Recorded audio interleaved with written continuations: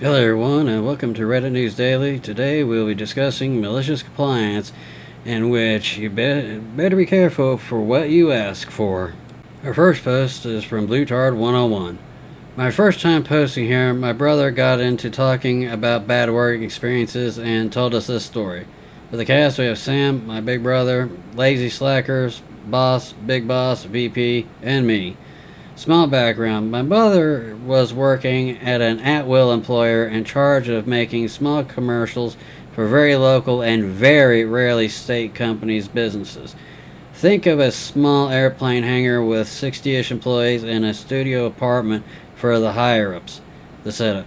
My brother was a gopher for his lazy manager and his four slacker employees.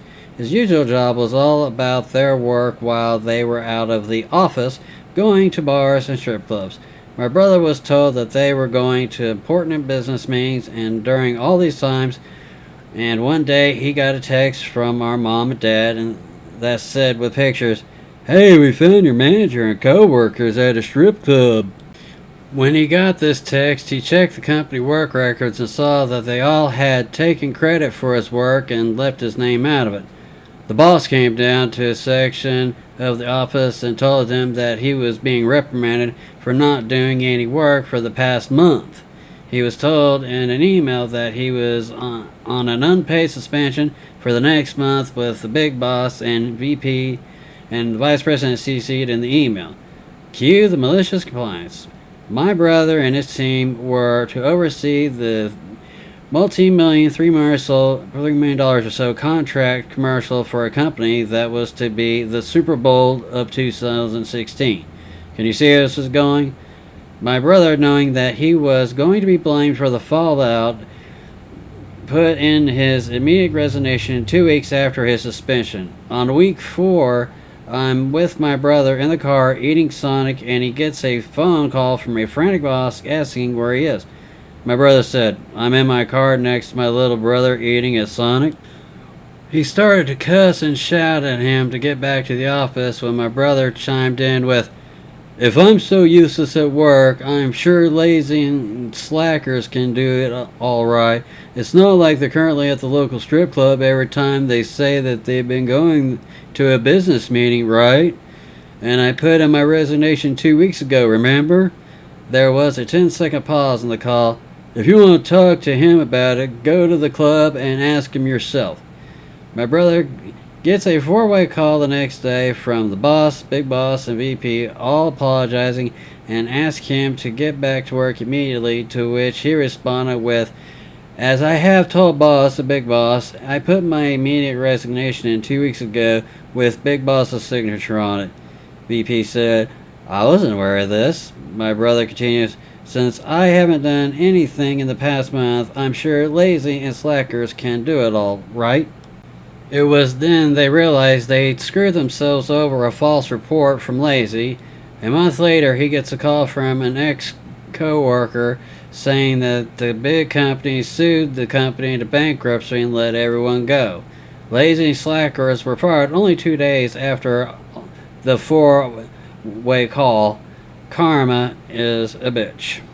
But I'm sure Karma also is a very nice dancer at the supposed strip club they were at, and I'm pretty sure that bitch got paid. Right up disastrous. My former employer was a very large global enterprise with several offices in most every country. It was a requirement of my position that maybe once a month I would need to travel either domestically or internationally to service equipment at various sites, seas, and vessels. As you can imagine, I was a very frequent traveler with lots of reward cards for many airlines and hotel chains. One day, I would say 6 months into the job, I was supposed to return home from working in a different country. The company travel agent had planned for me to catch a plane with a stop at another destination for the night, then fly home the next day on a second plane. I thought this may be because there wasn't a direct flight, maybe. When I got to the desk of the airline, the person said something along the lines of, "There is a direct flight instead of leaving in 2 hours if you just want to take that instead." The difference was the flight was a 12-hour flight, meaning I would get home at maybe 4 a.m. rather than 2 flights over 2 days, and being home at afternoon the next day.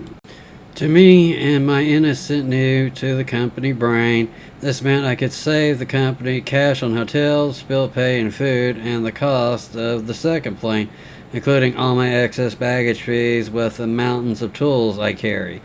This also meant I could be home earlier and I wouldn't have to stuff around. Win-win, right? I said yes and took the flight home. This was my mistake. I landed, took a taxi, got home, and received a phone call from my manager. It was something along these lines. How did your flight go? About ready to fly home on the second flight? No, I am home. I took a direct flight overnight and I'm about to crash in bed. Been on flights for 12 hours after an 8-hour work day. No, if you are in the city, you need to be in the office. I don't think so. I need sleep. Okay, we will discuss this tomorrow. So I went to sleep thinking nothing of it.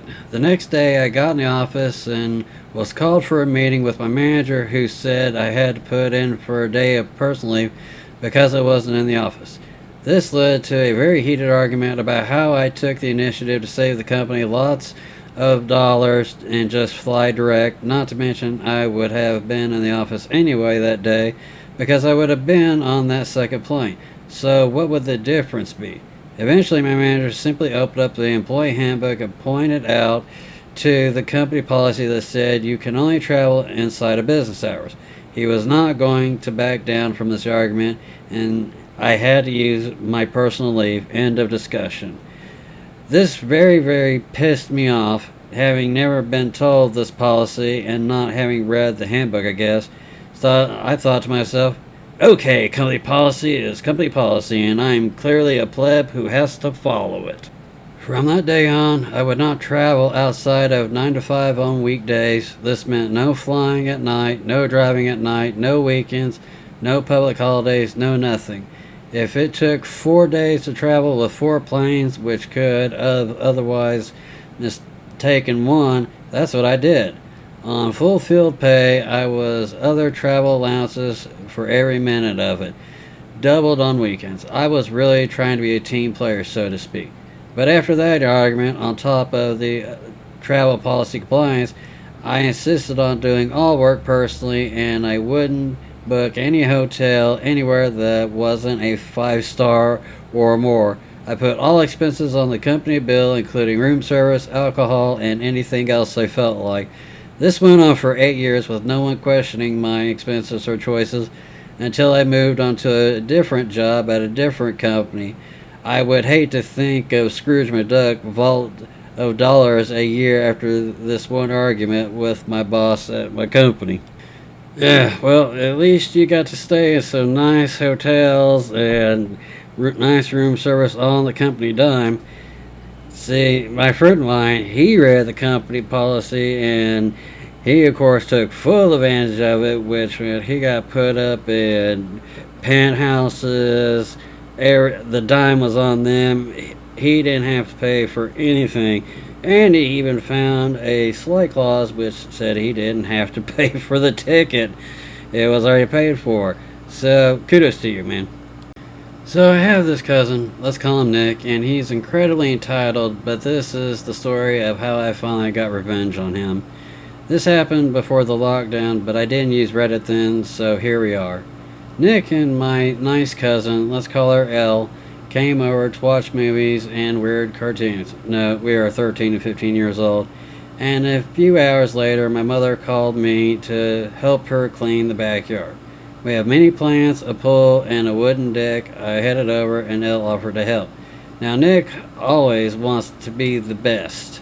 Nothing is ever enough, so I assume he thought that being a boy, the nicest thing he could do was offer to help as well, because boys don't do chores. So he did. Little did he know, as soon as he said that, I already had a plan. Then my mother saw the three of us and decided to separate the chores. Nick was going to water the plants, Elle was going to clean the deck, and I was going to clean the exterior chairs and stuff. Perfect. At one point, my mother left us to get us snacks, perfectly predictable, and as soon as she left Nick finished watering the plants. Also predictable. He came to me and tried to look like he was willing to help, asked me what we should do next.